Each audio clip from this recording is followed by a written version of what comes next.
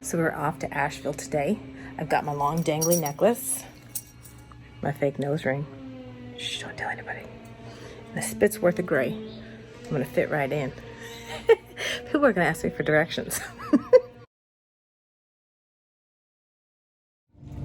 Hey, I'm here at the Asheville West Market. I'm very excited to see all the yummy things that they have.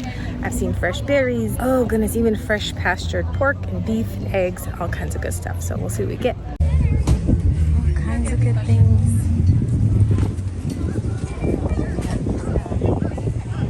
Go. Look at this. I got some crazy fun cauliflower. He called it blueberry crumble. He made it up though. He didn't remember. I got some fennel. I have so many fun things to show you. Purple kohlrabi. He said, because I've only eaten the bulb, I've never had it before with this. He said you can cook this just like kale. Okay, next. Asparagus. Tommy, we are gonna eat up tonight. Look at that, still with the roots. Red leaf lettuce. We're having salad tomorrow, by the way. Sorry, I gotta unpack this because if I don't, I got something. This is blue oyster mushrooms. Ooh. Can you see in there? Yeah. Yeah, I didn't want my stuff to get, I already started smashing. Multicolored radishes. Baby kale. Pork chops. This is what I had to get out. Hold on for a second. And for dessert, oh wait, damn it, hang on. Multicolored carrots. And half a container of fresh raspberries. We are gonna eat like kings tonight. See y'all later. So we just got home with our stuff from the farmer's market. So I need to kind of divide this out into a couple meals and to see what I have. So the mushrooms, this is something I definitely wanna stir fry. I don't want raw, and that's definitely probably gonna be used tonight. The fennel, let's see, carrots, that could really go in the middle pile. That can go either way. I could have them raw, I could have them cooked. Same with the fennel. If you've never had raw fennel or even cooked fennel, woo, delicious.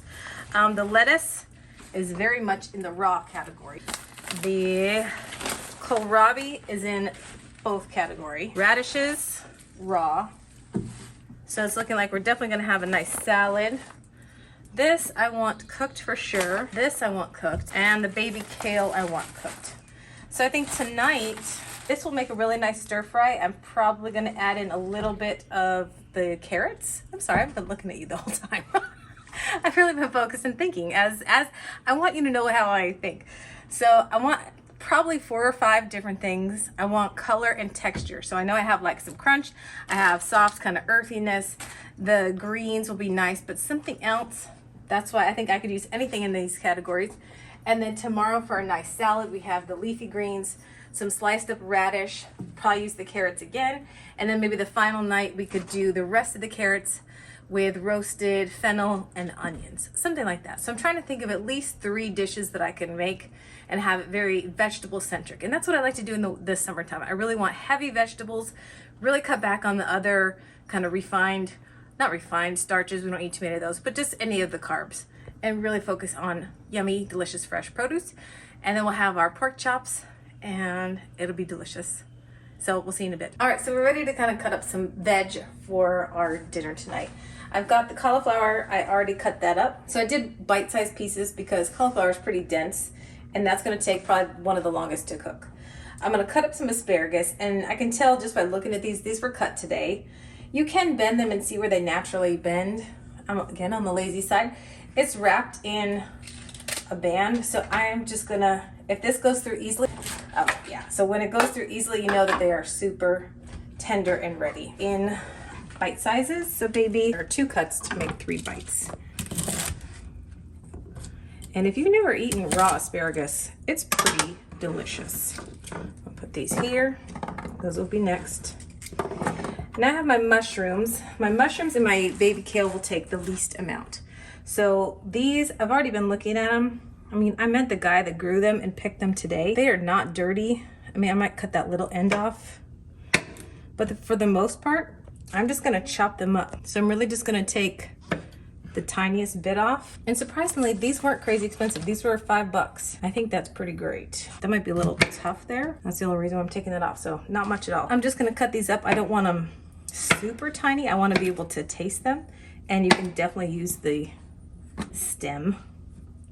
These are called Blue Oyster. Before I hack it up, I should show you the whole, how pretty it is with its purple hue, or blue hue. It's really kind of purple, but in gills. It's lovely. They're not super strong tasting. They're actually one of the easiest ones to grow on your own. And you'll find that a lot of people even sell kits to grow them. We've done that a few times. How'd that work out, Tom? Not great. The kits are like 20 bucks. You're gonna get about this many mushrooms. I'm gonna pay $5 and have somebody else do it. And the kale, I'm not gonna wash it. The lady, I met her, she grew it, she washed it, she put it through a ringer. I'm just gonna give these a rough chop. Probably gonna do at least 2 handfuls. Kale wilts down a lot. So even if I do half of this bag, it's not gonna be that much. So I'm kind of just rolling it together. In the basil world, that's called a chiffonade when you're doing tiny little slivers. I'm just kind of rolling it so I can have it all together in just a rough chop. All right, so looking at this, it looks good, it's fresh, but it's missing color to me. So that's why I'm gonna go over to my carrots that I got. And I'm probably gonna do a purple and an orange so that I have a little bit more color. So I'm gonna take the tops off, scrub it good, and then maybe peel it, and then we'll chop that up next. And probably put the carrots here because they're equally as dense. So again, I did this in order so that we can start cooking these, add these, and then these at the end.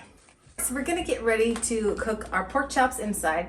They're pretty thick. They're probably a solid inch cut. So I'm not gonna be able to finish them in the skillet. I'm gonna start them here. I want a good sear on them, and then I'm gonna have to finish them in the oven. Because of that, I only have 2 pans to choose from. I have to choose this pan because this is the only one with a metal handle.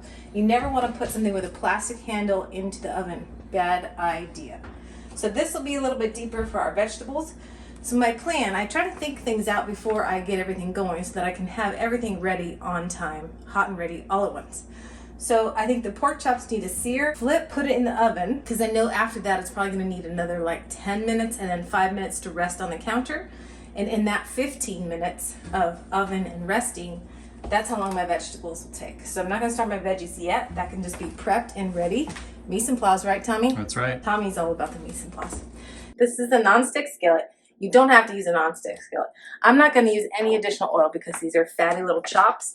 If you're worried about yours sticking, one thing you could do, this might get noisy, folks, is grab it and so that fat side is down and get you some good fat burned in there. But these are non-stick, so I'm not concerned at all. Oh, 2 friends. I'm gonna leave them, not touch them, and then we'll finish them in the oven. It's only been about 2 minutes. This is actually faster than I thought because I did heat it up pretty well. So if you look in closer, we are getting some nice caramelization, some good color. We're gonna let this go for about 2 minutes, turn it off, and then put them in the oven. And these are nice and brown on both sides. I did just flip it over so that back fat part would get nice and brown as well. Now they can go in the oven. Keep it at 350 and then check in maybe 8 to 10 minutes to the internal temperature should be 145 degrees and let it rest for at least 5 to 10 minutes. Pork is finishing in the oven. I can hear it gurgling. I'm gonna do just a little drizzle. I don't need a lot of oil. I really just kind of want it more for flavor. This is avocado oil. So I just want to get in the things that are going to take the longest, which would be the carrots. And we do have 2 kinds of carrots and the cauliflower.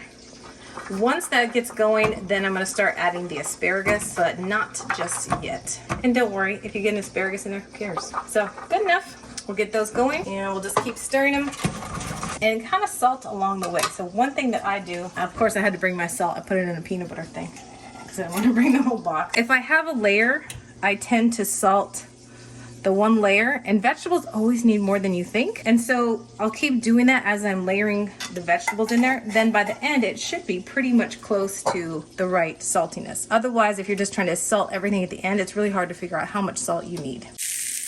Okay. So I can tell that these are still sizzly. They're maybe halfway cooked, not completely at all. So now it's time to add the asparagus. And don't worry if a little kale gets in. That's in. Give it a good juice.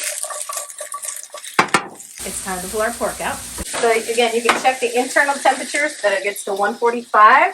You can also just kind of give them a little push. It's pretty solid. So we also know because of that, it's pretty much done. I like to pull pork right at 140, so it rests up to 145, which is the safe temperature for pork. So we're gonna leave these because I think the temperature's good. We're gonna leave them uncovered to cool. All right, and now I'm just gonna add in the last bits. I'm gonna add my mushrooms, and then I'm gonna add my kale on top, and I'm gonna leave it alone. Kind of acting as a tent to keep all the heat inside. So we're gonna leave it a minute and a half. All right, one more quick sprinkle of salt. Okay, vegetables need more salt than you think, but when in doubt, go under, because then you can taste it at the end. And we like our veg pretty crunchy still. So I'm gonna give this about 30 seconds and we are done, everybody. All right, so we are all ready for dinner.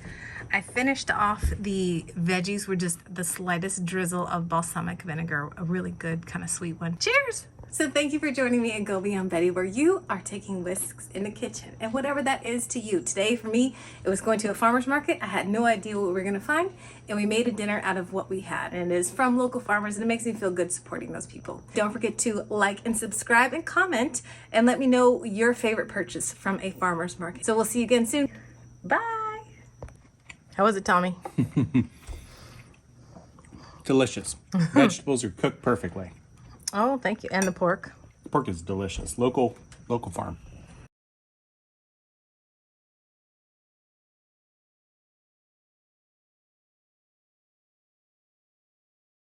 I was going to share a bite with the people. Here you go. It's all fat, huh? Just kidding. That's delicious, though. It is lovely. Thank you. I'm not going to eat right now. Eat it. No, just... Now, this is... whatchamacallit? What kind of skillet?